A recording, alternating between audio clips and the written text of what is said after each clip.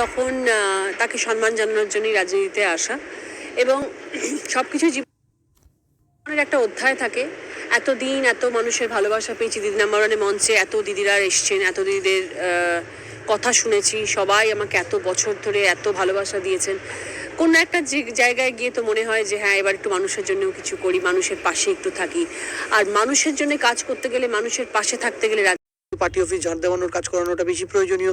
দল তাই করাবে। ধর্নায় বসা মানে চাকরি দিতে হবে? দুর্নীতিটা যে পলিটিক্যাল লেভেলে, অ্যাডমিনিস্ট্রেটিভ লেভেলে নয়, এটা কি প্রুফ? সবাই চোর, কোনো দোষ কেউ প্রমাণ করতে পারেনি। মমতা বন্দ্যোপাধ্যায় সেই রক্ত। অভিষেক বন্দ্যোপাধ্যায় স্বয়ং মমতা বন্দ্যোপাধ্যায়ের লবিটা করেন। তো শুভেন্দু মমতা বন্দ্যোপাধ্যায় আমাকে যোগ্য মনে করেছেন যাদবপুরের মতো প্রেস্টিজিয়াস আসন লড়ার জন্য। এখানে উনি 40 বছর আগে লড়াই করেছিলেন। আমার মনে হয় না যে সিপিএম বা কংগ্রেস এমন পজিশনে আছে যারা চোখে চোখ রেখে নরেন্দ্র মোদীকে হুঙ্কার দিয়ে চ্যালেঞ্জ করতে পারে। আজকে সিএএ করে দিচ্ছে, কালকে এনআরসি করে দেবে। নওশাদ সিদ্দিকী বাঁচাবেন? আজকে সিবিআই ইডির যদি এত ক্ষমতা থাকতো তারা অ্যারেস্ট করতেন না। শেখ শাহজাহানকে রাজ্য পুলিশকে কেন করতে হয়েছে? কয়েকজন মানুষের